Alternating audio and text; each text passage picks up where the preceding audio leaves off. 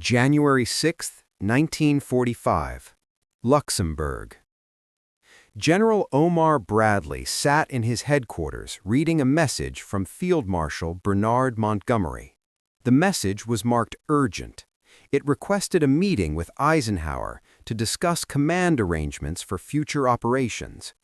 Montgomery proposed that he retain command of the U.S. 1st and 9th Armies, permanently. Bradley read the message twice. Then he called for his aide, Major Chester Hansen. Hansen entered to find Bradley's face white with rage. Bradley's hands were shaking. Hansen had served with Bradley for 2 years. He had never seen the general lose composure. Bradley spoke quietly. Each word was measured. Montgomery is trying to take command of the American Army. Call Eisenhower's headquarters. Tell them I'm coming to Versailles immediately. Tell them it's urgent. Hansen asked if he should prepare talking points for the meeting. Bradley's response was direct. Tell Eisenhower that if Montgomery keeps those armies, I resign. Tell him Patton will resign. Tell him every American general in Europe will go home before serving under British command. Hansen made the call. Eisenhower's headquarters confirmed the meeting for that afternoon. Bradley spent the next hour drafting his resignation letter. He wrote it carefully. He specified that he could not serve in a command structure where American armies operated under permanent British command, that such an arrangement was unacceptable professionally and politically. He sealed the letter. He put it in his jacket pocket. Then he left for Versailles. This was the day Bradley realized Montgomery wasn't just difficult to work with. Montgomery was executing a plan to subordinate American forces to British command, and Bradley was going to stop it or go home. The situation had been building since the Battle of the Bulge began on December 16, 1944. German forces had launched a massive offensive through the Ardennes.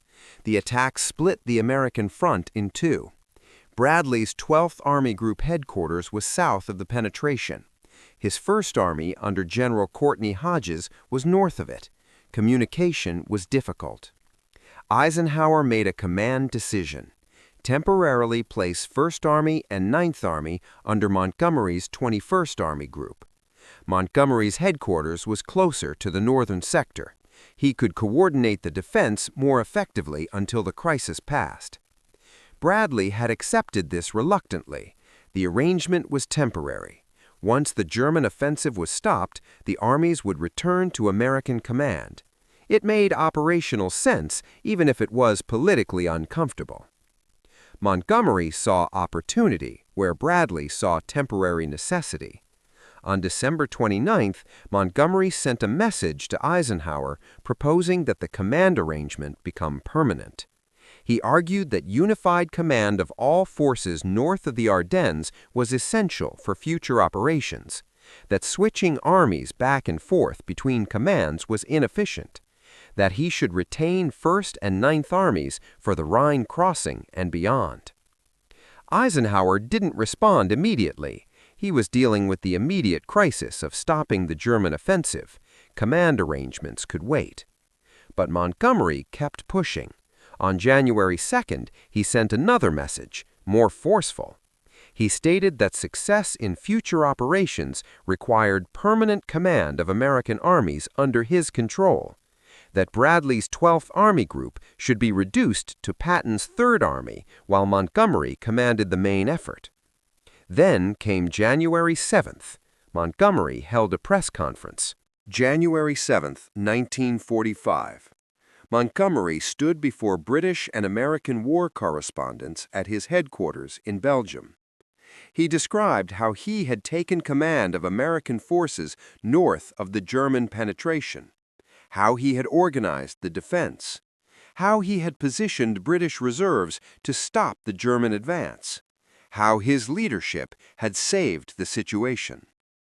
The way Montgomery told it, American commanders had been uncertain about German intentions. American forces had been disorganized. He had arrived and brought order. He had created the defensive framework that stopped the Germans. Then Montgomery made the statement that destroyed any remaining trust with Bradley. He said, "As soon as I saw what was happening, I took certain steps myself to ensure that if the Germans got to the Meuse, they would certainly not get over that river. The battle has been most interesting. I think possibly one of the most interesting and tricky battles I have ever handled." The phrasing was careful, but the meaning was unmistakable. Montgomery had personally saved American forces from disaster. The Battle of the Bulge was his victory. American commanders had needed British leadership to organize an effective defense. American correspondents filed their stories immediately. The reports reached Bradley's headquarters within hours. Bradley read them in his office. Hansen watched his reaction. Bradley's face went from white to red. He stood up. He paced. Then he sat down and wrote a cable to Eisenhower. The cable was diplomatically worded, but the message was clear.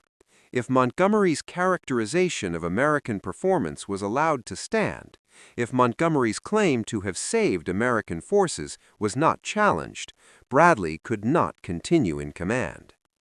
Eisenhower received the cable late on January 7th. He immediately understood the crisis Montgomery had created. January 8, 1945. Eisenhower's headquarters at Versailles. Eisenhower met with his Chief of Staff, Lieutenant General Walter Bedell Smith. Smith briefed him on the situation. Montgomery's press conference had enraged every American commander. Bradley was threatening resignation. Patton had sent a message saying he would resign alongside Bradley. Even cautious commanders like Courtney Hodges were privately indicating they couldn't serve under Montgomery's permanent command. Smith's assessment was direct.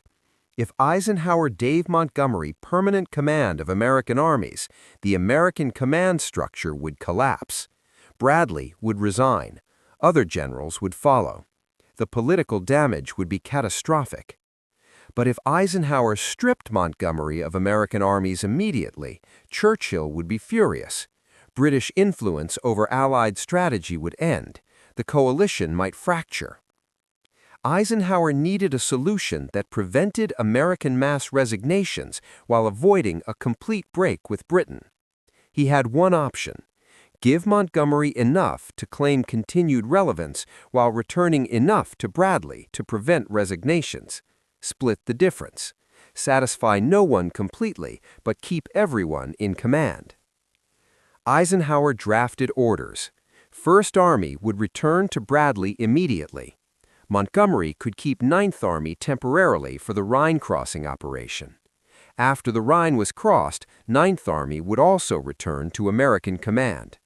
It was a compromise, but it required Bradley to accept that Montgomery would command one American army for several more months. Eisenhower called Bradley to Versailles for January 6th. He needed to present the compromise before Bradley's resignation became formal. January 6, 1945, 1400 hours. Bradley arrived at Eisenhower's headquarters. Also present were Smith and several senior staff officers. Eisenhower's face showed the strain of the previous weeks. He had been managing the Bulge crisis, dealing with Montgomery's demands, and now preventing his American commanders from resigning en masse. Eisenhower opened the meeting by asking Bradley directly, what would it take to keep him in command? Bradley's response was immediate. Return both American armies to his command, immediately. No delays, no temporary arrangements. If Montgomery kept command of American armies, Bradley would resign within 24 hours. Eisenhower explained the political situation. Churchill was watching closely. British prestige required that Montgomery maintain some command authority. Complete removal of American armies would create a political crisis. Bradley's response: I understand British politics. I don't care. I won't serve as an Army Group commander without armies to command. If Montgomery keeps 1st and 9th, I have only 3rd Army. That makes me Patton's supervisor. I won't accept it." Eisenhower presented his compromise. 1st Army returns immediately. 9th Army stays with Montgomery temporarily for the Rhine crossing. After the Rhine, 9th Army also returns. Bradley considered this. It wasn't everything he wanted, but it was acceptable if the return of 9th Army was guaranteed. He asked Eisenhower directly, "Is this temporary or permanent?" Eisenhower's response was clear: temporary. 9th Army returns to American command after the Rhine operation. No exceptions, no extensions. Bradley asked one more question. What happens if Montgomery tries to keep 9th Army after the Rhine crossing? Eisenhower's answer: "Then I'll fire him." Bradley accepted the compromise, but he made his position clear. If Montgomery kept 9th Army beyond the Rhine crossing, if Montgomery tried to extend British command over American forces, Bradley would resign immediately. No second chances. Eisenhower agreed to the terms. 1st Army would return to Bradley on January 17th. 9th Army would return after the Rhine crossing. The command structure would be restored. Bradley left the meeting. He had prevented Montgomery from taking permanent command, but he had also realized something fundamental. Montgomery hadn't been requesting tactical control. Montgomery had been executing a strategic plan to subordinate American forces to British command permanently. January 8, 1945. Winston Churchill called Eisenhower from London. Churchill had learned about Montgomery's press conference. He had also learned about Bradley's resignation threat. He understood the crisis threatened to fracture the alliance. But Churchill's concern wasn't Montgomery's ego, it was British strategic influence. If Montgomery commanded only British and Canadian forces, Britain's voice in Allied strategy would diminish. American numerical superiority would translate into American strategic dominance. Churchill proposed that Montgomery keep both American armies. He argued that unified command of all forces north of the Ardennes was militarily essential, that changing command arrangements would disrupt operations, that British military experience deserved recognition through command authority. Eisenhower's response was careful. He explained the American political reality. Bradley would resign if Montgomery kept both armies. Congress would demand explanations. The War Department would face impossible political pressure. Churchill understood, but he tried a different approach. Let Montgomery keep 9th Army permanently, return 1st Army to Bradley. This would give Montgomery continued operational relevance while returning most forces to American command. Eisenhower explained that even this was problematic. Bradley had accepted temporary British command of 9th Army, but permanent transfer was unacceptable. Churchill recognized he was losing the argument. He asked for one concession: let Montgomery keep 9th Army through the Rhine crossing. After that, the decision could be revisited. Eisenhower agreed to this much: 9th Army would remain under Montgomery for Operation Plunder, the Rhine crossing, but after the Rhine, 9th Army would return to American command. Final decision. Churchill accepted. He had preserved some British command authority temporarily, but he knew the trajectory. American dominance was inevitable. January 17, 1945. 1st Army officially returned to Bradley's 12th Army Group. General Courtney Hodges now reported to Bradley, not Montgomery. American command structure was partially restored. Bradley had his largest army back. The transfer was formal and efficient, but it marked a permanent shift in the Allied command relationship. American tolerance for British direction had expired. Montgomery received notification of the transfer at his headquarters. His Chief of Staff, Major General Freddie de Gingand, watched his reaction. Montgomery's face went cold. He asked de Gingand if this was permanent or subject to revision. De Gingand explained that First Army's return was permanent. Ninth Army remained under Montgomery's command temporarily. After the Rhine crossing, Ninth Army would also return to American command. Montgomery asked who had made this decision, Eisenhower or Bradley. De Gingand's response? Both. Bradley had threatened resignation. Eisenhower had chosen to keep Bradley over keeping Montgomery's command authority. Montgomery understood what this meant. He had overplayed his hand.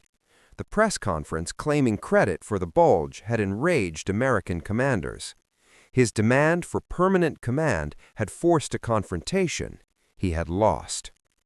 But Montgomery still had Ninth Army, and he intended to use the Rhine crossing operation to demonstrate that British command was superior to American methods. If he could show that operations under his direction succeeded while American operations struggled, he might regain influence. It was a desperate calculation, but Montgomery was committed to it. Bradley spent the next weeks watching Montgomery carefully. He understood now that Montgomery's demands weren't tactical preferences. They were part of a systematic effort to establish British command over American forces. The pattern had started in Sicily in 1943. Montgomery had been assigned the eastern sector. Bradley had commanded American forces in the western sector. Montgomery had attempted to subordinate American operations to his plans. Bradley had resisted. In Normandy, after D-Day, Montgomery had been overall ground commander. He had delayed American breakout operations while claiming British forces were holding German armor. Bradley had watched Montgomery's con operations fail while claiming success. Now, during the Bulge, Montgomery had used a temporary command arrangement to argue for permanent authority. The pattern was consistent. Montgomery sought command over American forces. When denied, he claimed American failures required British leadership. Bradley documented this pattern in messages to Eisenhower. He noted that Montgomery had attempted to gain permanent command through 3 different approaches. First, claiming superior experience. Second, arguing operational necessity. Third, exploiting crisis situations. Each approach had been rebuffed, but Montgomery kept trying. The press conference had been the most blatant attempt. Claiming to have saved American forces created a narrative justification for British command. Bradley's conclusion was stark. Montgomery would continue attempting to subordinate American forces until explicitly prohibited. Temporary arrangements would be exploited. Any crisis would be used to justify British control. Eisenhower needed to understand this wasn't about egos. It was about command structure, about whether American armies would be commanded by Americans or subordinated to British direction.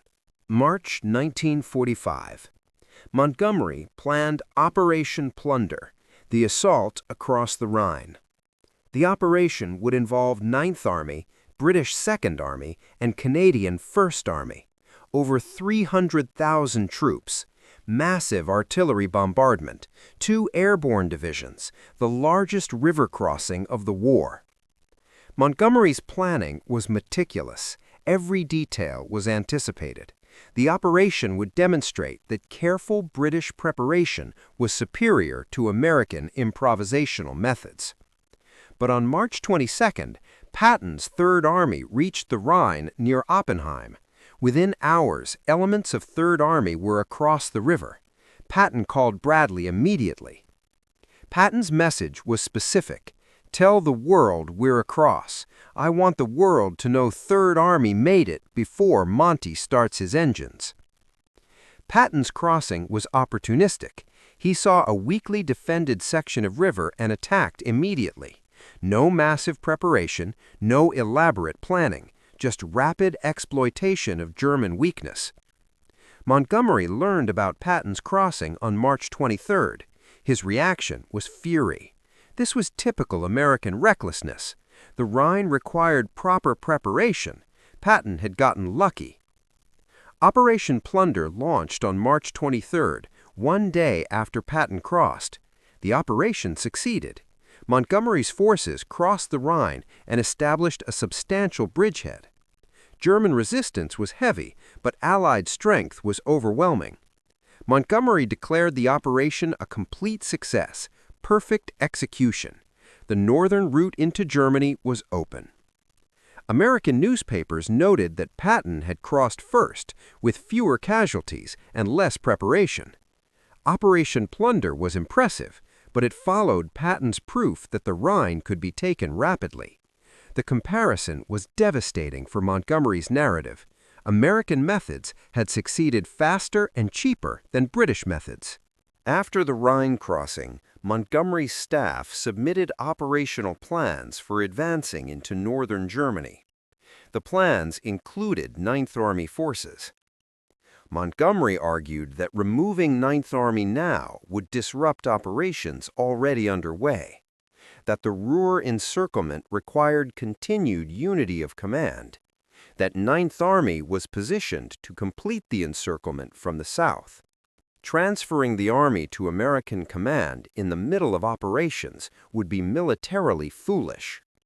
Bradley received Montgomery's message through official channels. He immediately called Eisenhower. Bradley's message was direct. Montgomery is trying to keep Ninth Army permanently. He's using operational necessity to extend temporary command indefinitely. This is exactly what I predicted. Eisenhower agreed. Montgomery had been given the Rhine crossing. The operation was complete. Now Ninth Army would return to American command as promised. On April 4, 1945, Ninth Army officially returned to Bradley's 12th Army Group. Montgomery protested to Churchill. This would cripple his advance into northern Germany. Ninth Army had been essential to every operation since the Rhine crossing. Taking it away now made no military sense. Churchill did not intervene. The political cost of fighting this battle was too high. British influence over Allied strategy had been declining since D-Day. This was the final admission that American forces would be commanded by Americans. Bradley received Ninth Army with satisfaction. He had predicted Montgomery would try to extend British command. He had been right, and Eisenhower had kept his promise to return the army. The attempted takeover had failed. April 1945. Bradley commanded 3 American armies, 1st, 3rd, and 9th, over 1.3 million soldiers. Montgomery commanded 21st Army Group, British 2nd Army, and Canadian 1st Army, approximately 500,000 troops. The numerical comparison told the story. American forces dominated. British influence had been reduced to their own national contingent. Montgomery's vision of commanding the main Allied effort had died. Bradley's relationship with Montgomery never recovered. The press conference, the attempt to keep American armies permanently, the pattern of exploitation and manipulation, Bradley remembered all of it. When Montgomery later requested American support for operations into northern Germany, Bradley provided minimal assistance. When Montgomery suggested coordinated operations, Bradley deferred. When Montgomery proposed strategic concepts, Bradley ignored them. The working relationship had become purely formal. Bradley executed Eisenhower's orders. He coordinated with Montgomery when necessary, but trust was gone. Cooperation was mechanical. Montgomery noticed the change. He complained to his staff that American commanders were being uncooperative, that Bradley was refusing reasonable requests, that inter-allied coordination was suffering. De Gingen pointed out that Montgomery's press conference and subsequent actions had destroyed American trust, that Bradley believed Montgomery had tried to take permanent command of American forces, that this belief shaped every interaction. The denial was complete. Montgomery couldn't see that his actions had been transparent. that Bradley had understood exactly what Montgomery was attempting, that the American response had been inevitable. May 8, 1945. Germany surrendered. The war in Europe ended. Bradley commanded the largest American force in history, 3 armies, over 1 million soldiers, the formation that had liberated France, defeated Germany, and ended the war. Montgomery commanded British and Canadian forces. His 21st Army Group had advanced into northern Germany and the Netherlands. They had liberated Dutch populations. They had accepted surrender of German forces in their sector.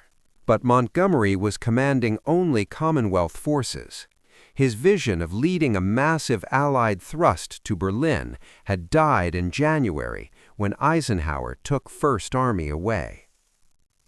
Years later, when Bradley wrote his memoirs, he described the January 1945 crisis in detail. He explained how Montgomery's press conference had enraged American commanders, how Montgomery's demand for permanent command had forced the confrontation, how Bradley had threatened resignation rather than accept British control of American armies. The account was measured. Bradley didn't call Montgomery's actions a conspiracy. He described them as a calculated attempt to establish British command authority over American forces. The distinction was important. Montgomery's memoirs, published earlier, described the command arrangements differently. He argued that unified command was operationally necessary, that American resistance was based on politics rather than military logic, that he had sought effective organization, not personal aggrandizement. The competing narratives reflected the fundamental disagreement. Montgomery believed British command was superior and should direct Allied operations. Bradley believed American forces should be commanded by Americans, regardless of British opinions about superiority. January 6, 1945, was the day Bradley realized Montgomery's requests for command authority weren't temporary necessities. They were systematic attempts to subordinate American forces to British control. Bradley stopped it. He threatened resignation. He forced Eisenhower to choose between British command and American generals. Eisenhower chose the American generals. Montgomery never forgave this. Bradley never forgot that Montgomery had tried. The resignation letter Bradley drafted on January 6th remained in his files for the rest of his life. He never sent it, but he kept it as a reminder of the day he realized what Montgomery was attempting and decided to go home rather than accept it.